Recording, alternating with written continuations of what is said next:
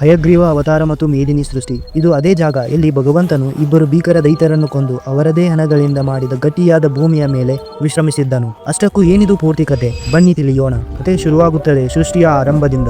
ಆ ಸಮಯದಲ್ಲಿ 4 ಕಡೆ ಕೇವಲ ಆಳವಾದ ನೀರಿತ್ತು. ಭಗವಾನ್ ವಿಷ್ಣುವಿನ ನಾಭಿಯಿಂದ ಹೊರಬಂದ ಕಮಲದ ಮೇಲೆ ಬ್ರಹ್ಮದೇವನು ಪ್ರಕಟನಾದನು. ಅವರಿಗೆ ಸೃಷ್ಟಿ ಮಾಡುವ ಸಂಕೇತ ಸಿಕ್ಕಿತ್ತು ಮತ್ತು ಭಗವಂತನು ಅವರಿಗೆ 4 ವೇದಗಳನ್ನು ನೀಡಿದನು. ಅವು ಸೃಷ್ಟಿ ರಚನೆಯ ಬ್ಲೂ ಪ್ರಿಂಟ್, ಅಂದರೆ ಮೂಲ ಜ್ಞಾನವಾಗಿದ್ದವು. ಬ್ರಹ್ಮದೇವನು ಸೃಷ್ಟಿ ನಿರ್ಮಾಣಕ್ಕಾಗಿ ಸಾವಿರಾರು ವರ್ಷಗಳ ಕಾಲ ಕಠಿಣ ತಪಸ್ಸನ್ನು ಶುರು ಮಾಡಿದನು. ಬ್ರಹ್ಮದೇವನು ತಪಸ್ಸಿನಲ್ಲಿ ಲೀನನಾಗಿದ್ದಾಗ ಆಗಲೇ ಒಂದು ಅನಾಹುತ ಸಂಭವಿಸಿತು. ಭಗವಾನ್ ವಿಷ್ಣುವಿನ ಕಿವಿಯ ಮೇಲಿಂದ ಇಬ್ಬರು ಭೀಕರ ಅಸುರರ ಜನ್ಮವಾಯಿತು, ಮಧು ಮತ್ತು ಕೈಟಭ. ಸಾವಿರಾರು ವರ್ಷಗಳ ಕಾಲ ನೀರಿನಲ್ಲಿದ್ದ ನಂತರ ಅವರಿಗೆ ಹಸಿವಾದಾಗ ಅವರ ದೃಷ್ಟಿ ಬ್ರಹ್ಮದೇವನ ಮೇಲೆ ಬಿತ್ತು. ಅವರು ಬ್ರಹ್ಮದೇವನ ಮೇಲೆ ದಾಳಿ ಮಾಡಿದರು, ಅವರಿಂದ ಪವಿತ್ರ ವೇದಗಳನ್ನು ಕಿತ್ತುಕೊಂಡರು ಮತ್ತು ಅಗಾಧ ಸಮುದ್ರದ ಆಳದಲ್ಲಿ ಹೋಗಿ ಅಡಗಿಕೊಂಡರು. ವೇದಗಳಿಲ್ಲದೆ ಬ್ರಹ್ಮದೇವನು ಅಸಹಾಯಕನಾದನು ಮತ್ತು ಸೃಷ್ಟಿಯ ಕೆಲಸ ನಿಂತು ಹೋಯಿತು. ಬ್ರಹ್ಮದೇವನು ಹೆದರಿ ವಿಷ್ಣುವಿನ ಶರಣು ಹೋದನು. ಆದರೆ ಸಮಸ್ಯೆ ಬಹಳ ದೊಡ್ಡದಾಗಿತ್ತು. ಮಧು ಮತ್ತು ಕೈಟಭರು ತಪಸ್ಸು ಮಾಡಿ ದೇವಿ ಮಹಾಶಕ್ತಿಯಿಂದ ಇಚ್ಛಾಮರಣದ ವರವನ್ನು ಪಡೆದಿದ್ದರು, ಅಂದರೆ ಅವರು ತಮ್ಮ ಮರ್ಜಿ ಇಲ್ಲದೆ ಸಾಯುವಂತಿರಲಿಲ್ಲ. ಆಗ ವೇದಗಳನ್ನು ಮರಳಿ ತರಲು ವಿಷ್ಣುವು ಹಯಗ್ರೀವ ಅವತಾರ ತಾಳಿದನು. ಅವರು ಕುದುರೆಯ ತೆಳೆಯನ್ನು ಏಕೆ ಆರಿಸಿಕೊಂಡರು?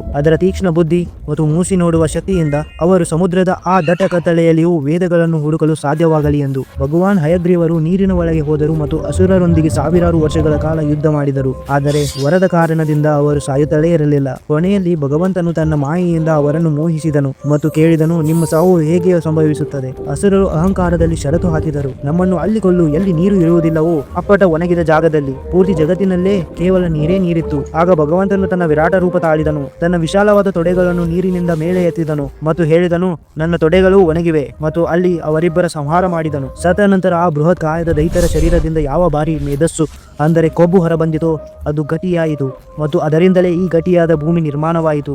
ಅದಕ್ಕಾಗಿಯೇ ಪೃಥ್ವಿಯನ್ನು ಮೇದಿನಿ ಎಂದು ಕರೆಯುತ್ತಾರೆ. ಯುದ್ಧದ ನಂತರ ಸುಸ್ತಾದ ಭಗವಾನ್ ಹಯಗ್ರೀವರು ಇದೇ ಹೊಸದಾಗಿ ನಿರ್ಮಾಣವಾದ ಭೂಮಿಯ ಮೇಲೆ ಅಸ್ಸಾಂನ ಮಣಿಕೂಟದ ಪರ್ವತದ ಮೇಲೆ ವಿಶ್ರಮಿಸಿದರು. ಅವರು ವೇದಗಳನ್ನು ಬ್ರಹ್ಮದೇವನಿಗೆ ಹಿಂತಿರುಗಿಸಿದರು ಮತ್ತು ಜ್ಞಾನದ ಮರುಸ್ಥಾಪನೆ ಮಾಡಿದರು. ಅದಕ್ಕಾಗಿಯೇ ಹಯಗ್ರೀವ ಭಗವಂತನನ್ನು ಇಂದಿಗೂ ಬುದ್ಧಿ ಮತ್ತು ತರ್ಕದ ದೇವತೆ ಎಂದು ನಂಬಲಾಗುತ್ತದೆ. ಕಮೆಂಟ್ನಲ್ಲಿ ಜೈ ಶ್ರೀ ಹರಿ ಎಂದು ಖಂಡಿತ ಬರೆಯಿರಿ.